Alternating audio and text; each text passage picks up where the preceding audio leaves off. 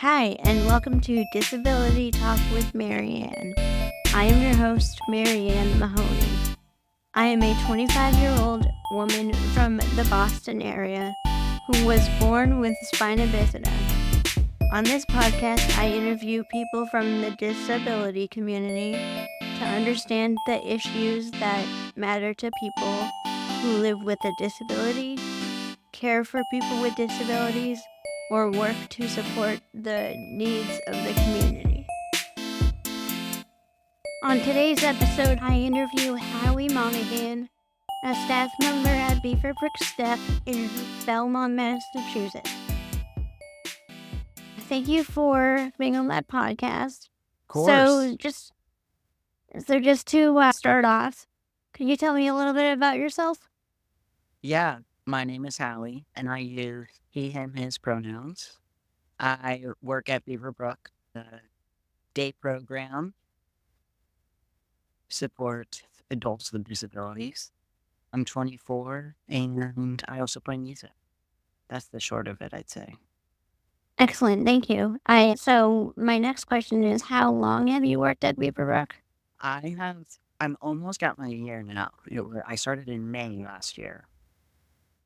Oh, congrats. Thank you. How long have you been working at Beaverbrook, Marianne? So I was there since I was 22, about 3 years, but this May it'll be 4 years.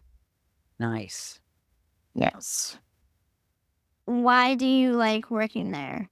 Every day is different, and every person I work with is different.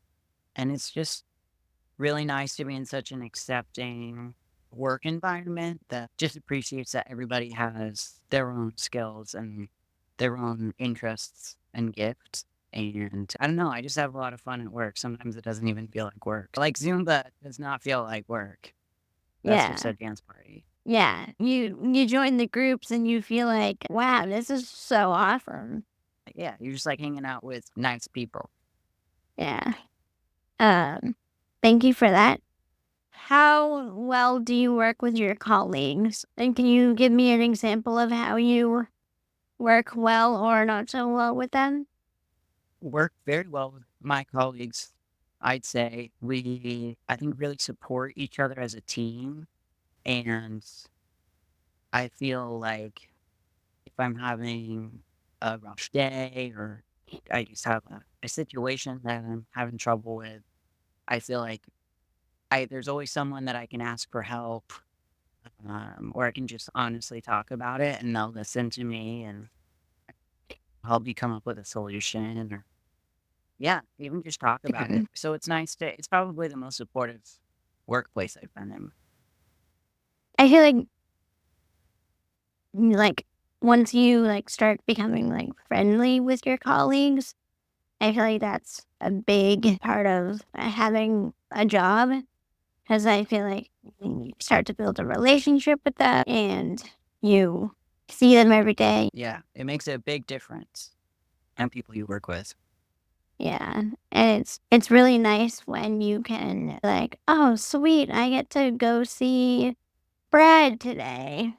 That plays a huge role in the work field. I've had internships where I've created such strong relationships with my colleagues, and I still email them from time to time. What is your favorite part about working there? How much fun we have.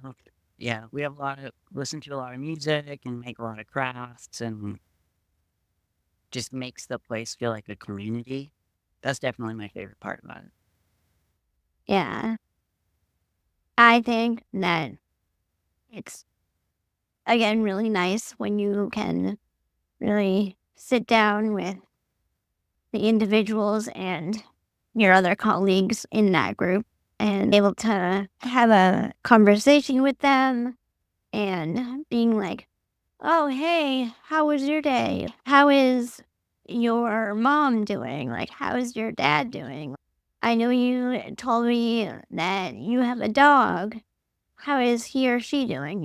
Your colleagues and the individuals pretty well. And again, that's a huge role in working in this type of field that you're working in now.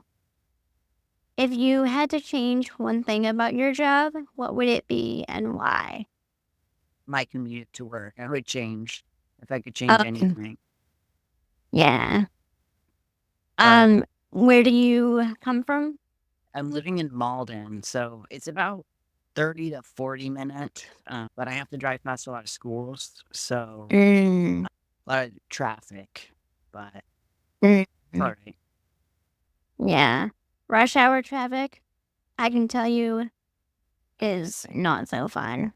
Have you worked with people with disabilities in the past, like before you worked at Beaverbrook? If so, what got you into this field? I'd say I've been working with people with disabilities for pretty much my whole life. My older brother is disabled. He uses a wheelchair and he has cerebral palsy. And we just support pretty much all day, every day, just as a family member. I grew up spending a lot of time with him and, of course, taking care of him too.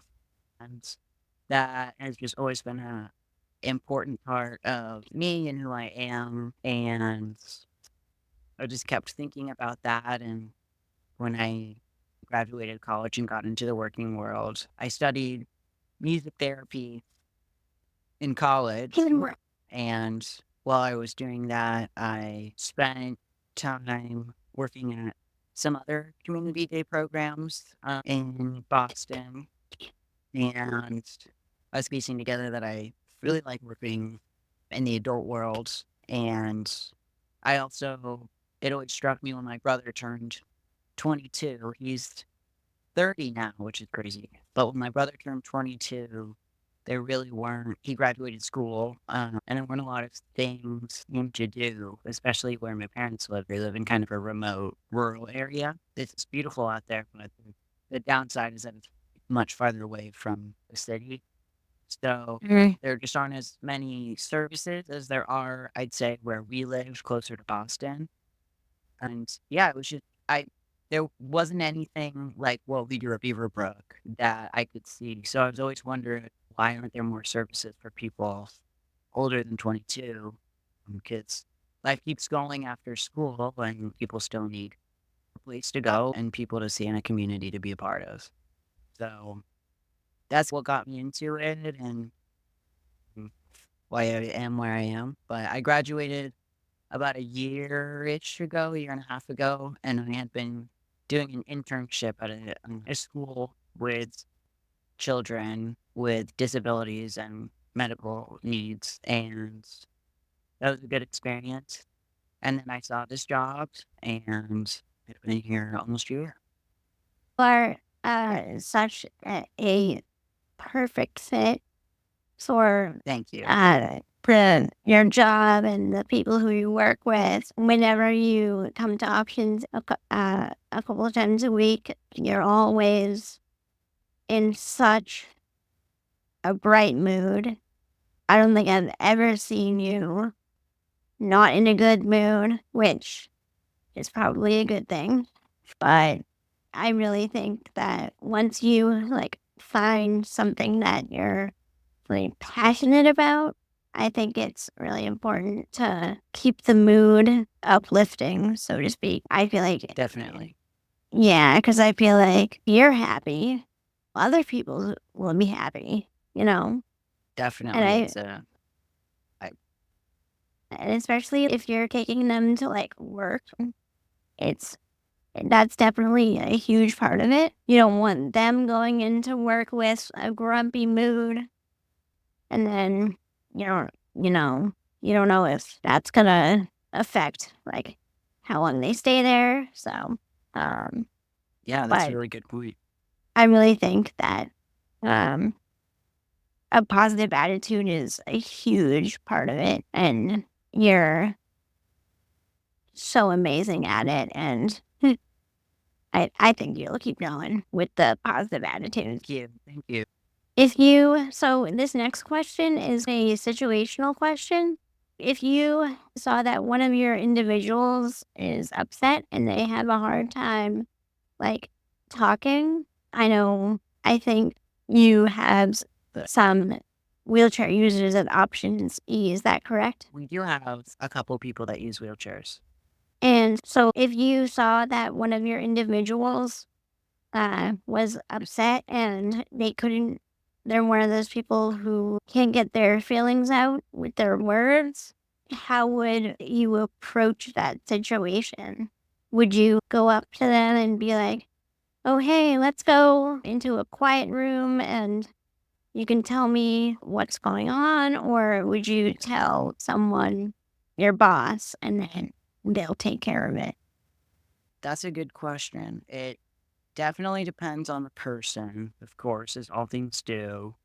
But I love working with people that have different communication skills and strategies Hmm. than me, whether it's through a different language or sign language or just by like their own special way of communicating using facial expressions or gestures and just your affect.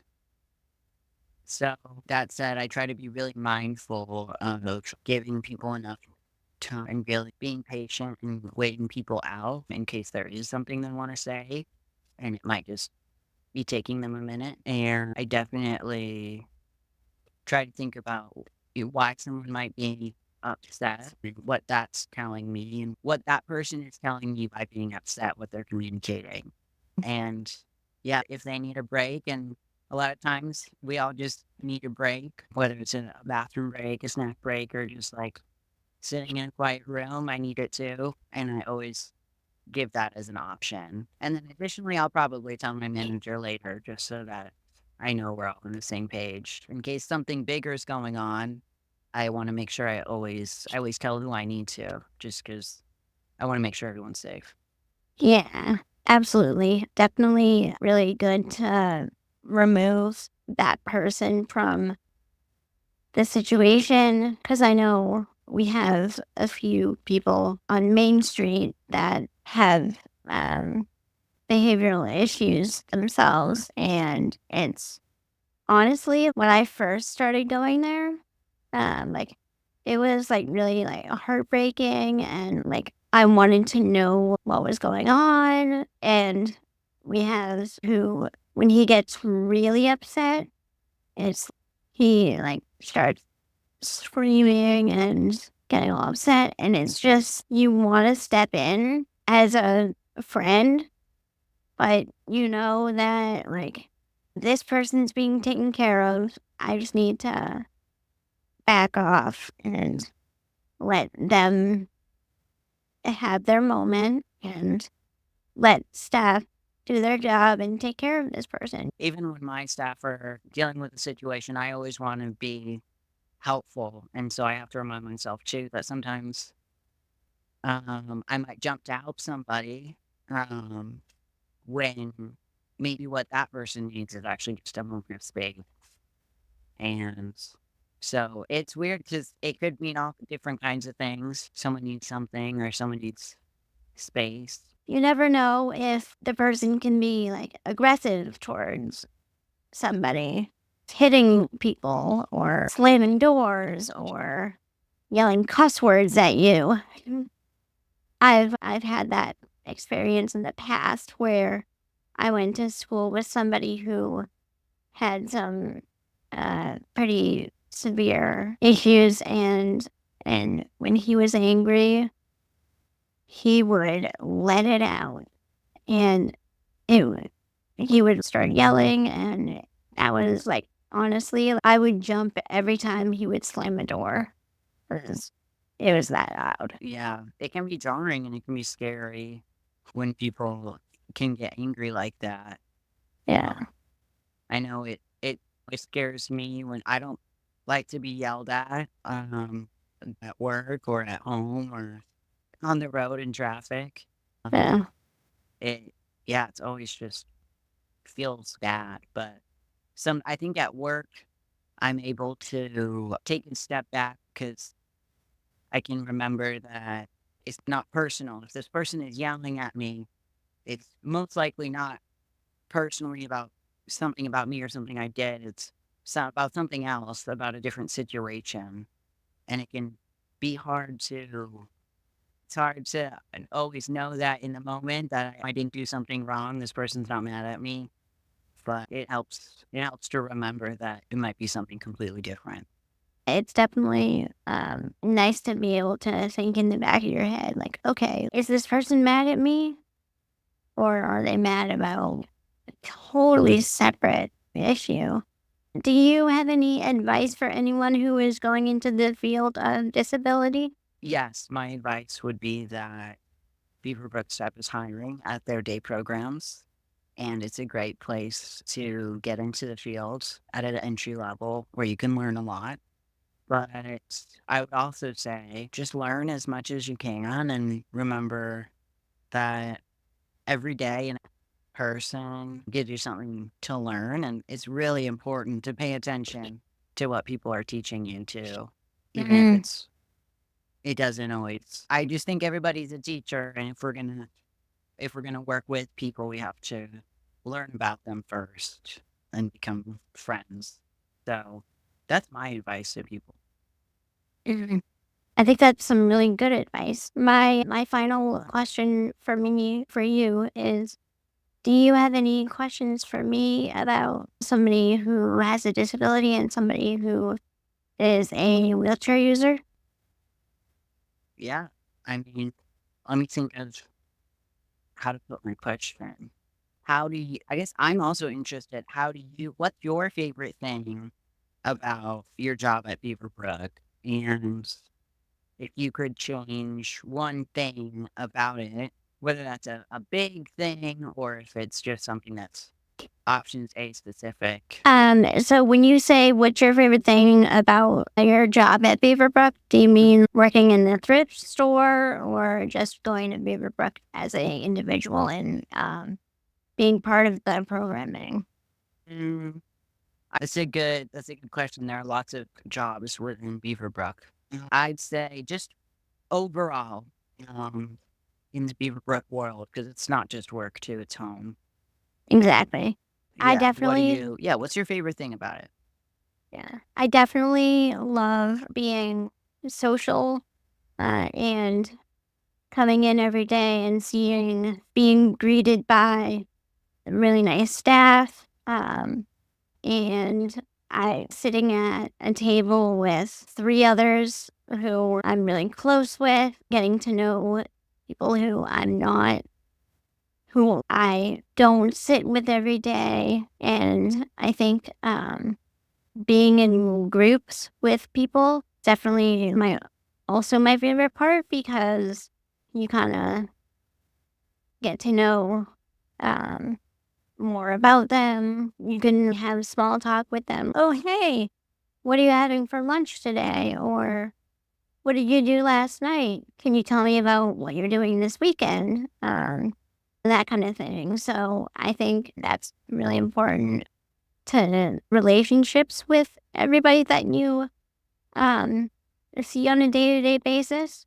Yeah. That's Uh, the socialization is a really fun and good part of every day. yeah. So I wanted to thank you so much for being on my podcast. I know between probably work and like your outside work life, you're probably very busy. And so I really appreciate you this time to do the podcast with me. Of course. I was excited and I'm so happy you're making this podcast. I think it's really cool and I hope you keep doing it. I listened to the first episode and it was great. So I hope I can hear some more interviews. I can't wait to hear Brad's interview too. I want to say thank you again so much for being on this, and I will see you next week. Yeah, thanks for having me and I will see you tomorrow or next week. Absolutely. Nice. Thank you, Howie. Have a good one. All right, you too.